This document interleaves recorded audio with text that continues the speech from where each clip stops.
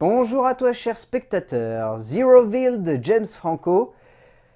Pour ceux qui connaissent cette chaîne, vous savez que j'ai adoré The Disaster Artist, que j'ai toujours eu un certain respect pour James Franco en tant qu'acteur et en tant que réalisateur, mais que sa carrière était quand même bizarre, comme vous avez dû le voir ce matin en plus. Et que pour autant, il avait des choses très intéressantes à raconter et que parfois ça pouvait donner lieu à des films passionnants. Et tantôt, il y avait des petites erreurs de parcours. Et personnellement, moi, les échos que j'avais de Zeroville, c'était que c'était un de ces grands moments de perdition pour James Franco. Le résumé pour faire simple, Vicar Jérôme est un jeune homme qui vient tout juste de découvrir le cinéma, et qui est fasciné par celui-ci, et décide donc de tout tenter pour partir à Hollywood. Là-bas, en tant que chef décorateur, il va être repéré par une célèbre monteuse qui va le prendre sous son aile. Alors, objectivement, ce n'est pas un grand moment de perdition de la part du réalisateur américain. C'est un film bizarre, qui a son petit univers et qui n'arrive pas à pleinement le maîtriser. Le film est vraiment, je trouve, dans la pure veine de The Disaster Artist, en termes de questionnement, en termes de réflexion, en termes d'univers, en termes de manière de jouer avec le cinéma. C'est dans la pure veine. Le seul souci, c'est que là, on est sur du cinéma un peu gonzo, qui se veut être à mi-chemin entre des instants de mystère, des instants de fantastique, des instants de drame, d'autres de thriller, et que James Franco, il n'arrive pas à maîtriser tout ça. Et pourtant, Dieu sait que James Franco en a brassé des genres de cinéma, mais vraiment de tout et n'importe quoi. De la poubelle, comme du gâteau de luxe. Et pourtant, là, il a beau avoir maîtrisé, ou en tout cas essayé d'emmener certains genres de cinéma dans des directions diverses et variées, là, il peut pas, en fait. C'est pas possible. Et son long métrage a beau être intéressant sur le papier, il se perd au fur et à mesure qu'il avance. Et ouais, ça fait juste de la peine parce que vraiment, je me suis dit, en voyant les prémices du long métrage et la manière avec laquelle il abordait son sujet, que ça pouvait vraiment être un film très intéressant. Et en fait, le film part dans beaucoup trop de directions, mais ça, on l'évoquera après. Mais alors, et des quêtes sur un film caché dans l'histoire du cinéma, un long métrage de genre qu'il faut terminer, une actrice qui l'obsède, le film part trop loin en fait. Le cinéma est un art dans lequel on aime souvent y montrer son amour profond, son envie non seulement de raconter à quel point il nous a changé en tant que spectateur, mais également en tant qu'auteur. Et surtout à quel point un auteur peut changer grâce à celui-ci, que ce soit derrière une caméra ou devant celle-ci. James Franco a passé un tournant de sa carrière il y a maintenant 2 ans, avec une œuvre rare, mais aujourd'hui, il est revenu à un cinéma que l'on peut clairement voir comme expérimental, mais également comme maladroit.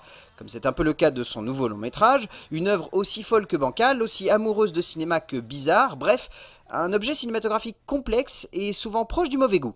En termes d'écriture, donc à la base c'est un bouquin de Steve Erickson, qui est réécrit ensuite par Paul Felton et Ian Oates. Donc comme je l'évoquais, il y a beaucoup trop de choses en fait dans ce scénar. C'est assez surprenant, mais depuis maintenant un bon petit paquet d'années, James Franco ne choisit de quasiment plus écrire ses scénarios en fait. Ce sont des gens qui écrivent ses scénarios et lui se contente de réaliser les films. Ce qui je pense l'a amené du coup à avoir cette deuxième partie de carrière aussi atypique. Zeroville a du coup un scénar qui je trouve est trop bancal parce que il manque quelque chose de concret par rapport au personnage. Ça, on l'évoquera après, mais vraiment, je trouve ce personnage à la limite de l'anti-héros pas du tout attachant, alors que dès les premières minutes, on veut le rendre presque sympathique. Et ça emmène plutôt bien les premières minutes d'écriture, mais... Alors déjà, gros souci, le film est constamment dans une espèce de fascination autour de l'esprit un peu gonzo du bouquin de Steve Erickson, ce qui fait que du coup, il y a constamment des scènes loufoques qui arrivent au milieu de trucs très sérieux. Genre, une scène toute bête, il y a un moment, le personnage principal va se faire cambrioler. Mais il va réussir à choper le cambrioleur. Il va l'attacher devant la télé pendant que lui est en train de regarder la télé. Donc quand il va se réveiller, le mec va commencer à avoir une discussion très profonde autour du cinéma et les deux mecs vont commencer à partager toute leur culture. Alors en soi, la discussion, j'ai beau être cinéphile, je la trouve plutôt intéressante. En soi, au contexte du film, je la trouve à la limite du ridicule. Et il y a de ça tout du long du film. Et c'est ça qui est bizarre en fait, c'est que cet aspect comédie dans l'écriture a du mal à vraiment fonctionner.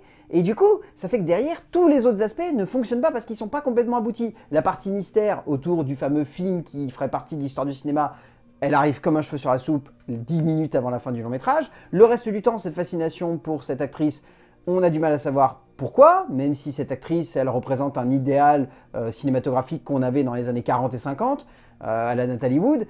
Mais alors vraiment, le film part dans trop de directions, et je comprends cette réflexion et cette métaphore autour du immersion dans le cinéma, ce mec qui finalement débarque de nulle part, devient un génie quasiment instantanément, est récompensé partout et adulé par tous, mais finalement est un génie incompris parce que personne ne comprend sa manière de concevoir le cinéma. C'est clairement James Franco qui a envie de se mettre en perspective en tant qu'auteur, et peut-être même après ce qui s'est passé suite au succès de The Disaster Artist et au fait qu'il y a eu des accusations autour de lui, il a peut-être envie de faire ça, ce qui serait un petit peu déplacé de sa part, mais alors vraiment le scénar part dans trop de directions, et c'est surtout dû au personnage central, tout ça. Felton et Hodges conçoivent leur personnage comme un véhicule dans lequel le spectateur va projeter à la fois sa passion du cinéma, et donc en un sens, un amour presque espiègle que celui de se plonger dans cette période forte d'Hollywood, et ainsi comprendre le point de vue unique de ce héros. Malheureusement, passé les premières minutes, ce héros devient très énigmatique, et pas assez ouvert sur nous spectateurs, donnant un peu la sensation que l'on ne devrait pas s'attacher à lui, mais simplement rester fasciné par son statut, chose complexe parce que littéralement, Vicar est un personnage antipathique, et pas du tout sincère, donc la démarche est bonne sur le papier, mais loupe son coche. En termes de mise en scène, James Franco, comment dire, sa mise en scène n'est pas dégueu. Il y a un côté un peu nouvelle vague dans sa manière de gérer le montage, dans sa manière d'enchaîner les différentes séquences, que je trouve plutôt louable. C'est juste que là, en fait, ça sert un film qui est bordélique.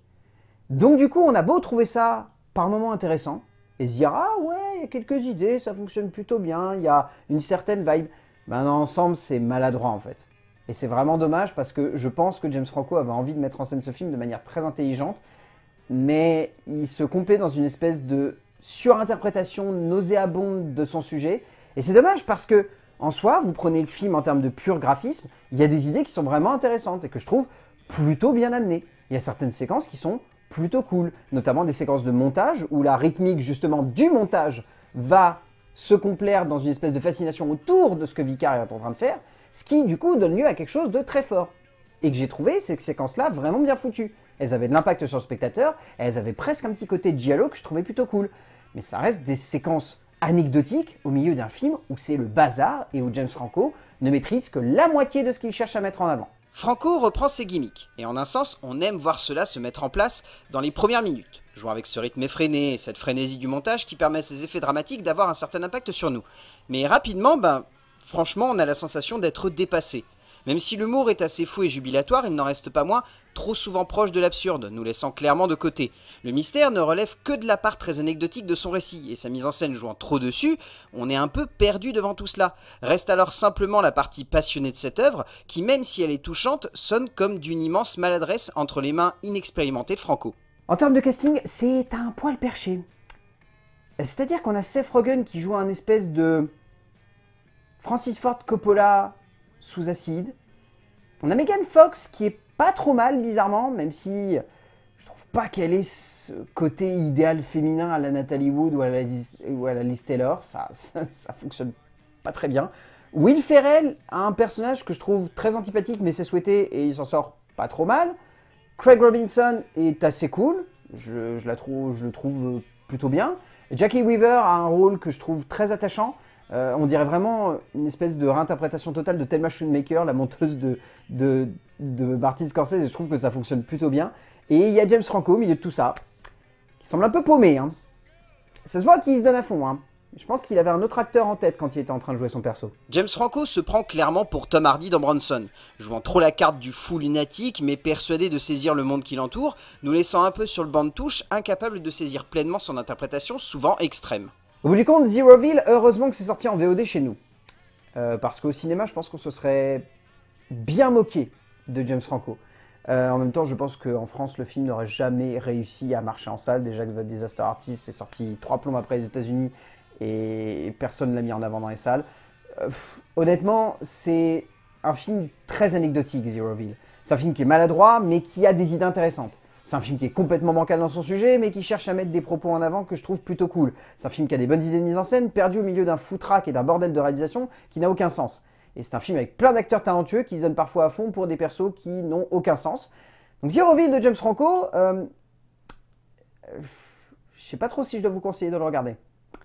Essayez, mais en sachant vraiment ce que vous allez voir. Parce que sinon, vous pourriez être totalement perdu et ne pas savoir du coup comment décrypter ce film. Essayez si vous avez envie, sinon vous pouvez largement passer votre chemin, c'est quand même pas non plus une grande perte si vous ne voyez pas ce film. A plus!